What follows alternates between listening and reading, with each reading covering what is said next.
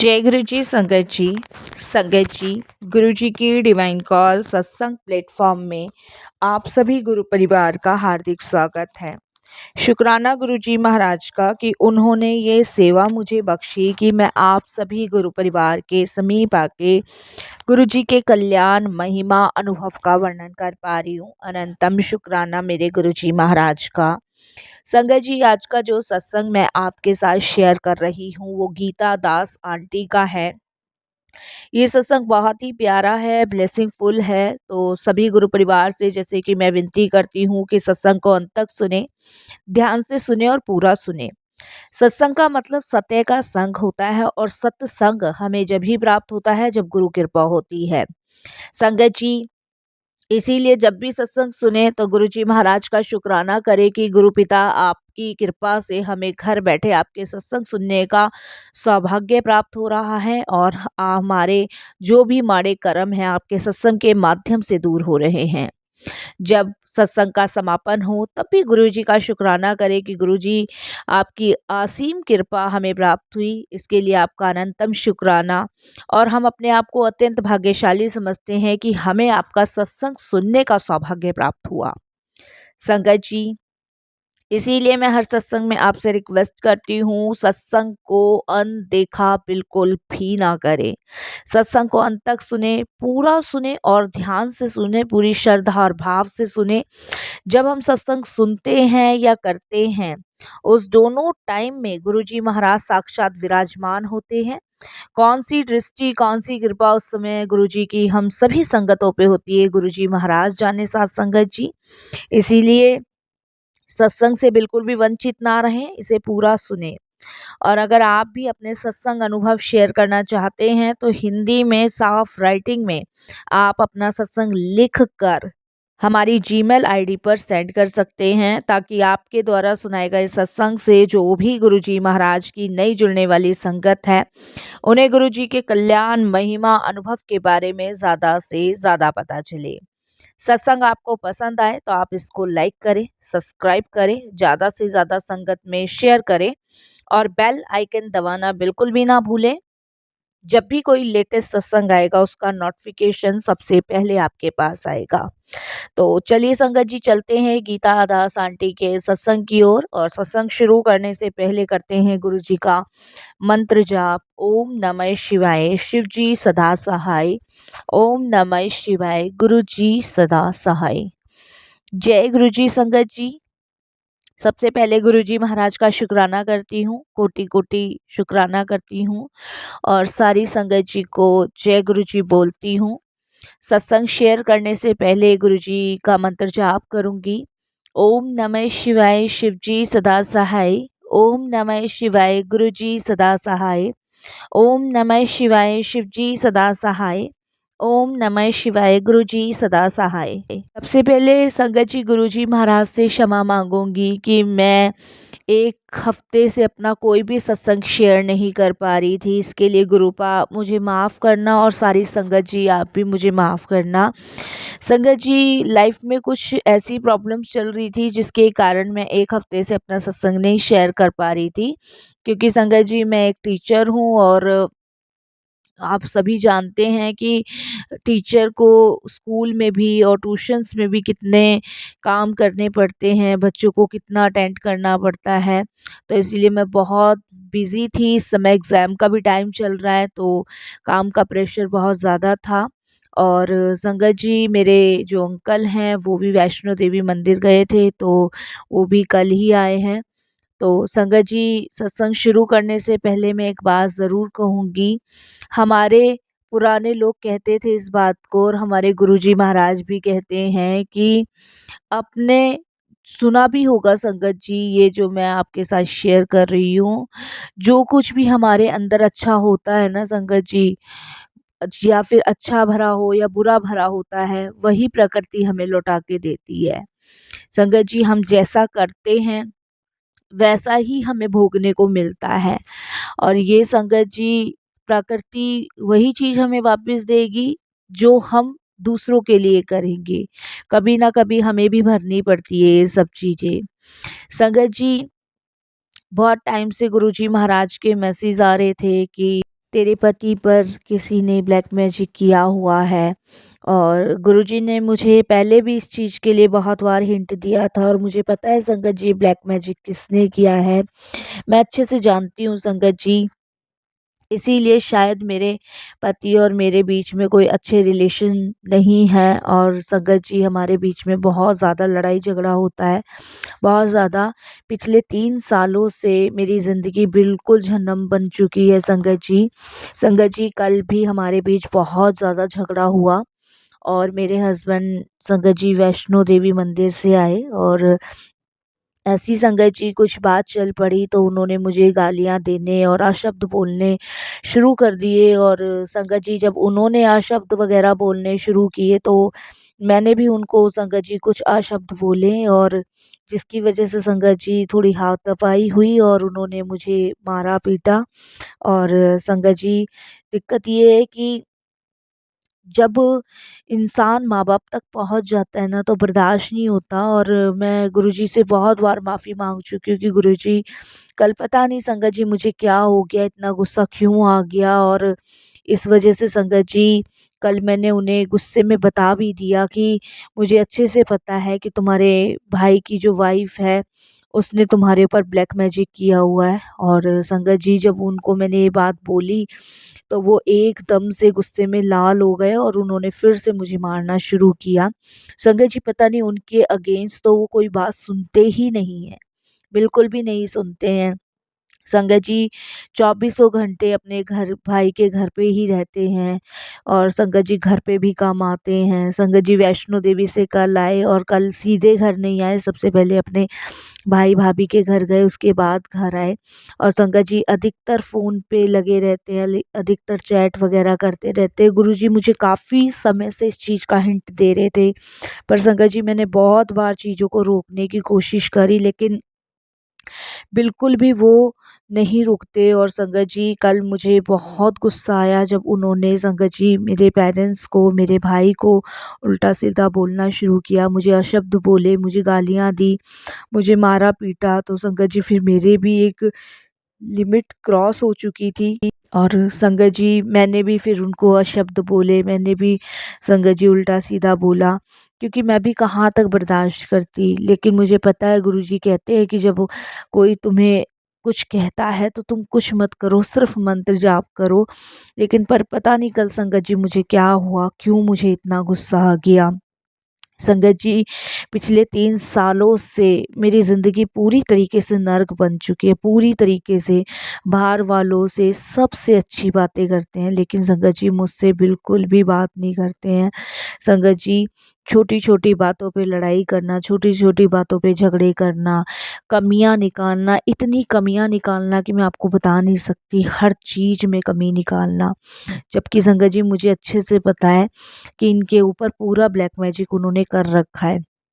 संगत जी ये मंदिर के सामने भी नहीं आते हैं, जबकि इन्हें पता है कि मैंने गुरुजी का स्वरूप मंदिर में लगा रखा है। और संगत जी ये बिल्कुल भी मंदिर के पास तक नहीं आते हैं क्योंकि इन्हें पता है कि मैंने गुरुजी महाराज का स्वरूप लगा रखा है। और संगत जी आप यकीन नहीं मानोगे कि ये पिछले 3 सालों से हो रहा है, जब से संगत जी भैया और हम लोग अलग हुए हैं। पहले हमारी जॉइंट फैमिली थी, उसके बाद संगत जी भैया ने अपना घर खरीद लिया और हम पुराने वाले घर में ही रह रहे हैं। और संगत जी जब से भैया भाभी अलग हुए हैं तब से इन्हें पता नहीं इस 3 सालों में क्या हो गया है कि इन्होंने अपने घर में रहना कम कर दिया, उनके घर में ज़्यादा रहना शुरू किया है। जबकि संगत जी मेरी लव मैरिज है, कॉलेज टाइम, स्कूल टाइम हम दोनों का एक रहा है। बहुत अच्छे इंसान हैं, बहुत अच्छे नेचर वाइज़ भी है थे। लेकिन 3 साल से संगत जी पता नहीं क्या हो गया है। वो तो मैं गुरुजी का बहुत शुक्र मनाती हूँ संगत जी की, गुरुजी की कृपा से ये बस रात को घर आ जाते हैं, नहीं तो संगत जी ये रात को भी घर ना आएँ। और संगत जी बस ये है कि गुरुजी की कृपा से बस ये पूछ लेते हैं कि क्या लाना है, क्या नहीं लाना है। नहीं तो संगत जी इन्होंने तो पूरी तरीके से अपने आप को, अपनी भाभी को ही समर्पण कर रखा है। संगत जी हर छोटी-छोटी चीज़ें उनसे पूछनी, हर छोटी-छोटी बात उनसे करनी। संगत जी गुरुजी ने अभी मुझे परसों एक सत्संग सुनाया था जिसमें एक आंटी बता रही थी कि उनके हस्बैंड जो उनकी शादी को 32 साल के आसपास हो गए थे और उनके हस्बैंड जो थे वो किसी और लेडीज़ से बात करते थे और उन लेडीज़ से जिससे बात करते थे तो उन्होंने एक दिन अपने हस्बैंड को बात करते हुए पकड़ लिया और संगत जी उन्होंने जब अपने हस्बैंड को पूछा तो संगत जी उनके हस्बैंड ने उनको मारा पीटा और उसके बाद उनको घर से निकाल दिया। 10 दिन तक वो घर से बाहर रहीं और उसके बाद संगत जी वो घर उनके पति गुरुजी की कृपा से वापस बुला के लाए। पता नहीं संगत जी इतना ही मैंने वो सत्संग सुना था। तो संगत जी गुरुजी मुझे कहीं न कहीं ये भी हिंट दे रहे हैं कि वो अपने चक्कर में उनको रखना चाहती हैं, मेरा घर बिगड़वाना चाहती है क्योंकि वो चाहती ही नहीं है कि हम दोनों साथ रहें, हमारा रिलेशंस अच्छा रहे, हम लोग आपस में बात करें या खुश रहें। संगत जी एटलीस्ट हमारे घर में ऐसा हो गया है कि ना वो मेरी शक्ल देखते हैं और ना संगत जी मेरी तरफ हँसते हैं, ना बात करते हैं। संगत जी ऑफ़िस जाते हैं, ऑफ़िस से शाम को सीधे भैया-भाभी के घर जाते हैं, कभी-कभी तो सुबह सीधे भैया-भाभी के घर जाते हैं और संगत जी उसके बाद आप विश्वास नहीं करोगे कि घर में उन्हें रुकना बिल्कुल भी पसंद नहीं है। ठीक है संगत जी, कोई बात नहीं, सब मैंने गुरुजी के ऊपर छोड़ा हुआ है, लेकिन फिर भी संगत जी बहुत दिक्कत होती है, बहुत परेशानी होती है, ये सब चीज़ें बर्दाश्त नहीं होती एकदम से। संगत जी कल रात मेरे घर में खाना भी नहीं बना और इतना कलेश हुआ, 2-4 चीज़ें भी टूटी घर की। किसी ने नहीं तोड़ी, ख़ैर संगत जी हमने ही तोड़ी, लेकिन फिर भी इतना गुस्सा। और जबकि मैंने कल अपने हस्बैंड को ये भी कहा कि आप अपना और हमारा रिश्ता नहीं देख रहे कि कहाँ से कहाँ तक आ गया है। इन 3 सालों में हम एक-दूसरे से बात करते नहीं हैं, एक साथ नहीं बैठते हैं, ना आप मुझे देख सकते और ना मैं आपको देखती हूँ। तो जब इस बात को मैंने जब अपने हस्बैंड को कही तो संगत जी उनको और गुस्सा आया और संगत जी फिर उन्होंने फिर से शब्द बोलने शुरू कर दिए। संगत जी बस बात कुछ नहीं थी, बात ये थी कि वो वैष्णो देवी से आए और वैष्णो देवी से आने के बाद संगत जी वो सीधे घर नहीं आए, सीधे भैया-भाभी के यहाँ चले गए। और संगत जी जबकि मैंने उनको पूछा कि कहाँ पे हो? तो उन्होंने मुझे बताया कि बस मैं रास्ते में हूँ। बाद में मेरी जो जेठ की बेटी है उसका फ़ोन आया, वो संगत जी अभी 8 साल की है और उसने मुझे बताया कि चाचू तो यहाँ पे आए थे। तो संगत जी इस बात पे मैंने उनको पूछा, मैंने कहा आप वहाँ से सीधे आपको घर आना चाहिए था। इस बात पे संगत जी उन्होंने गालियाँ देनी शुरू करी और गालियों के साथ संगत जी उन्होंने उल्टा बोलना शुरू किया। और जब पता नहीं संगत जी जब उन्होंने इतना ज़्यादा उल्टा बोलना शुरू किया तो मेरे बर्दाश्त की सारी लिमिटें टूट गई। और संगत जी जब जो वो मार रहे थे तब तो मैं गुरुजी का मंत्र जाप ही कर रही थी। सिर्फ़ गुरुजी से यही प्रार्थना कर रही थी कि गुरुजी बस एक बार इनको ये एहसास दिला दो कि ये गलत कर रहे हैं और इनको ये एहसास दिला दो कि इनकी भाभी ने इनको पूरे ब्लैक मैजिक के चक्कर में अपने ऊपर ले रखा है।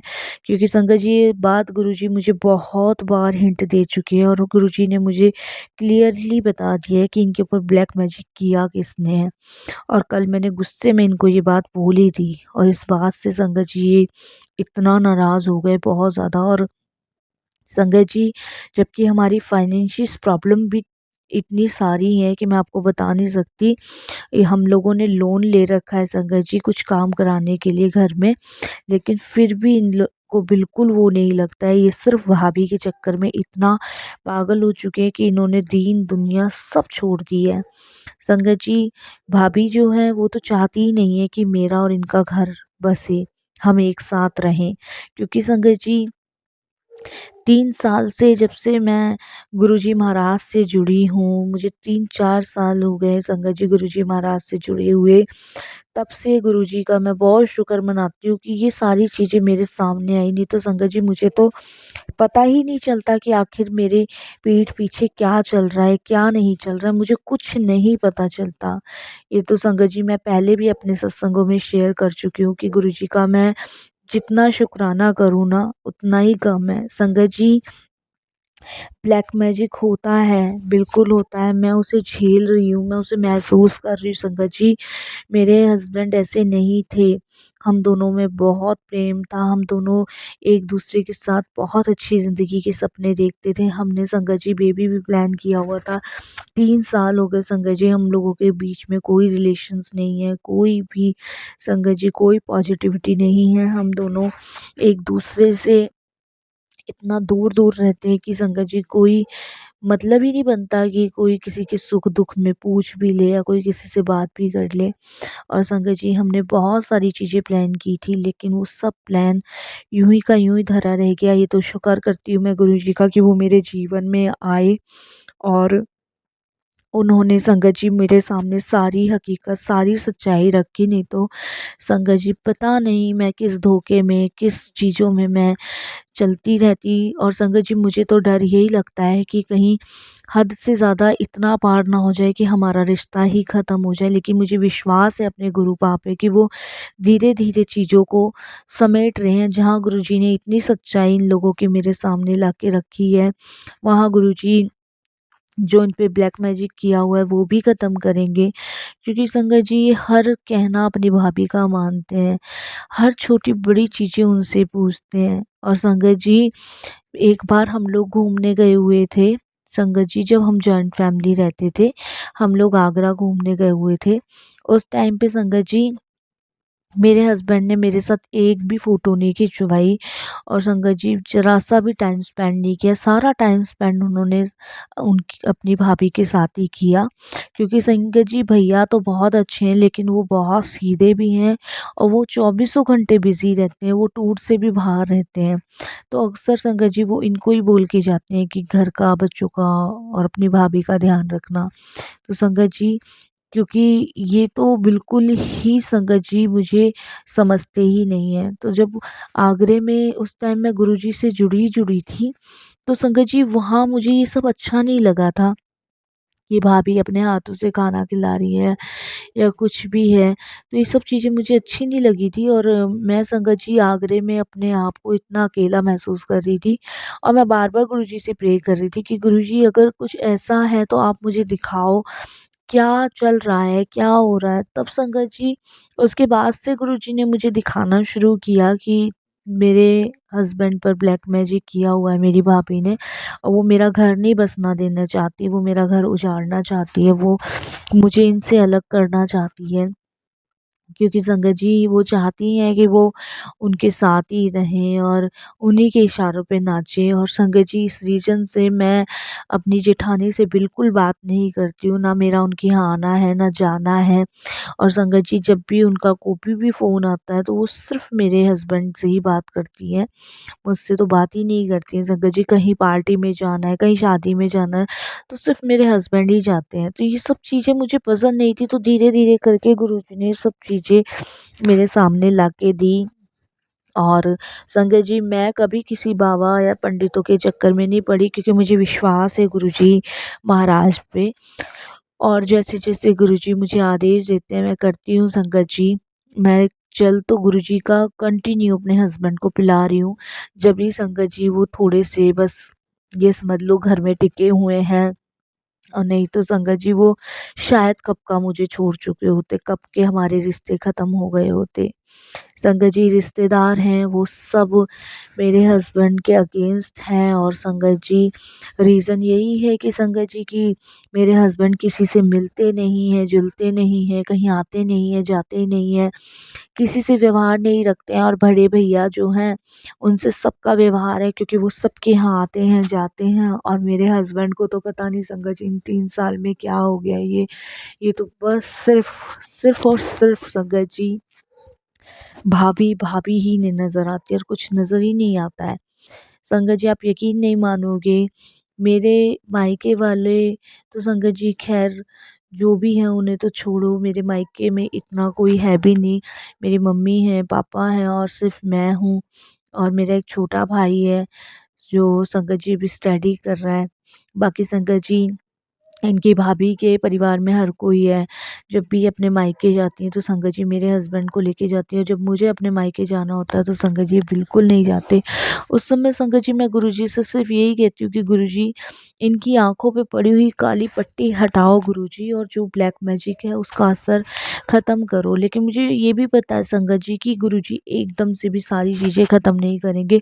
वो सब चीज़ सामने लाएंगे। जब सब चीज़ सामने आएगी उसके बाद ही संगत जी ये पता इन्हें भी चलेगा, उन्हें भी चलेगा। वो मैंने जैसे आपको बताया ना कि हमारे अंदर अच्छा हो या बुरा हो, कुछ भी हमारे अंदर हो, प्रकृति हमें वही लौटाती है जो हम देते हैं। जैसा हम दूसरों के लिए करते हैं वैसा ही संगत जी हमें भी भोगना पड़ता है।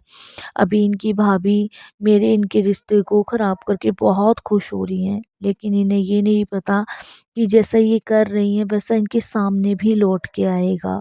मैं तो फिर भी झेल लूँगी क्योंकि मेरे साथ मेरे गुरुजी हैं, मेरे परमपिता पूजनीय मेरे महाराज हैं जो मुझे पल-पल सँभाल रहे हैं, पल-पल मेरा साथ दे रहे हैं, पल-पल संगत जी मुझे सारी चीज़ें सामने ला रहे हैं मेरे।